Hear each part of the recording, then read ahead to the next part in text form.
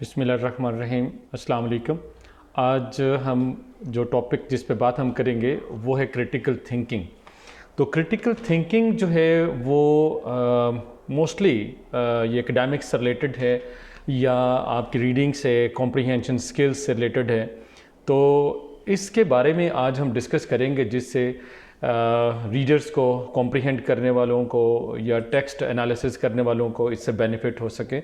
तो critical thinking एक process है जिसमें हम इंफॉर्मेशन, जो रेलिवेंट इंफॉर्मेशन है उसको गैदर करते हैं, इंफॉर्मेशन को हम इकट्ठा करते हैं और उसके बाद इंफॉर्मेशन को हम उसका एनालिसिस करते हैं और डाटा कलेक्शन के बाद और इंफॉर्मेशन एनालिसिस के बाद हम इसके ऊपर कुछ डिसीजन लेते हैं, यानी हम कुछ इसको एवेलुएट करते हैं और एवेलुएशन के बाद इसका जो है वो डिसीजन हम लेते हैं।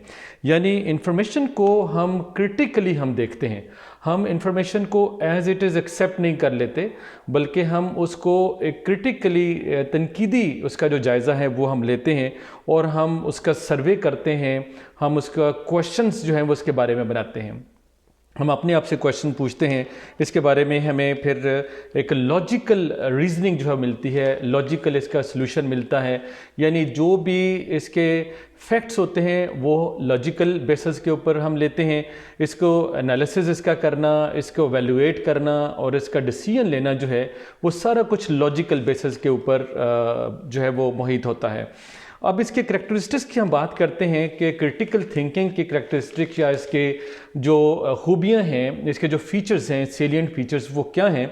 तो इसमें यह है कि क्रिटिकल थिंकिंग के अंदर हमेशा ऑब्जेक्टिविटी यानी कोई ना कोई मकसद जो है वो पाया जाता है, उसकी कोई रीज़न होती है, कोई इसके अंदर लॉजिक होती है। विदाउट एनी लॉजिक और रीज़न और ऑब्जेक्टिविटी एक जो क्रिटिकल थिंकिंग है वो इन ट्रू सेंस वो कोई इसकी कोई जगह या उसकी कोई इम्पोर्टेंस या सिग्निफिकेंस नहीं होती।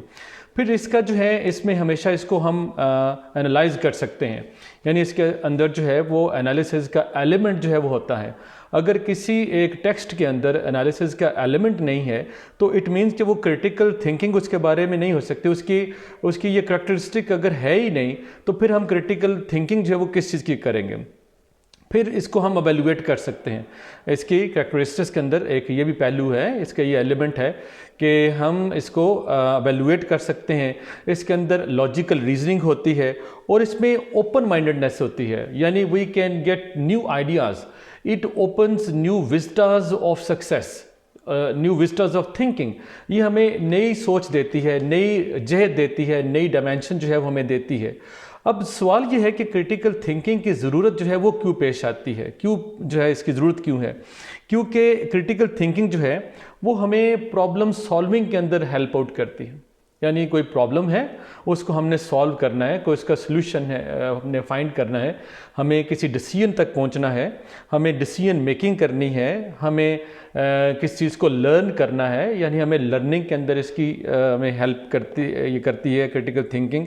और फिर इसके अलावा जब हमें न्यू आइडियाज़ आते हैं और हमें डिफरेंट क्वेश्चंस हमारे माइंड के अंदर रेज होते हैं, हमें उसका सलूशन मिलता है, तो इससे हमारी पर्सनल ग्रोथ और पर्सनल डेवलपमेंट होती है। और जब आपकी पर्सनल डेवलपमेंट या पर्सनल ग्रोथ या पर्सनल नर्चरिंग होती है तो फिर आपके लिए लर्निंग के नए से नए रास्ते जो हैं वो खुलते चले जाते हैं।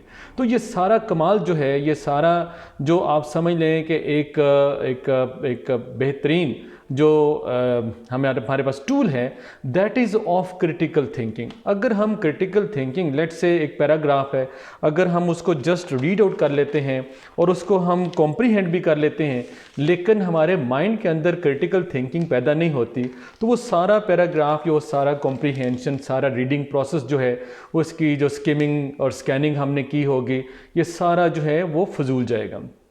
ठीक है।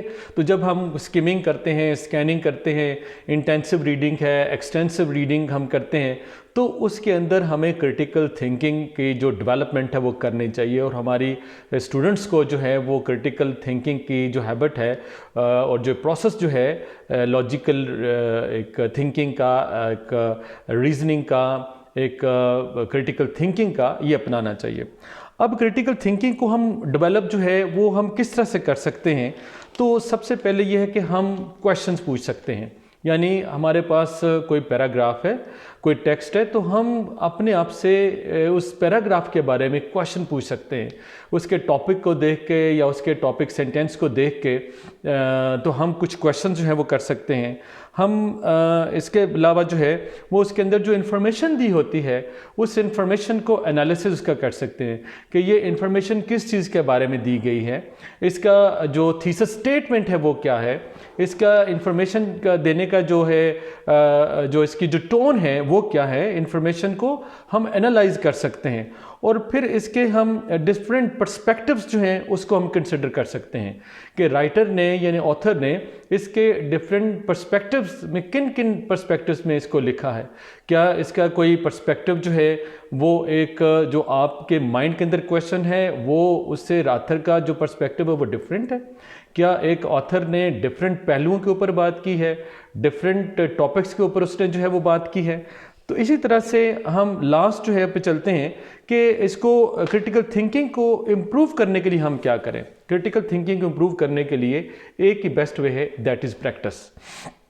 आप प्रैक्टिस करें, अपनी स्किल्स को, अपनी लर्निंग स्किल्स को इम्प्रूव करें तो डेफिनेटली आप बीइंग अ स्टूडेंट और बीइंग एनी रीडर आप अपनी क्रिटिकल थिंकिंग को, इस स्किल को आप इम्प्रूव कर सकते हैं। तो आई होप कि आपको क्रिटिकल थिंकिंग में बीइंग स्टूडेंट्स कुछ ना कुछ जो है वो इसकी डेवलपमेंट अंडरस्टैंडिंग हुई होगी। तो आप को अगर ये वीडियो पसंद आई है तो आप मेरे चैनल को सब्सक्राइब करें, वीडियो को लाइक करें, शेयर करें और बेल आइकन को प्रेस करें ताकि आपको इस तरह से डिफरेंट वीडियोज़ जो हैं वो मिलती रहें। Thank you very much.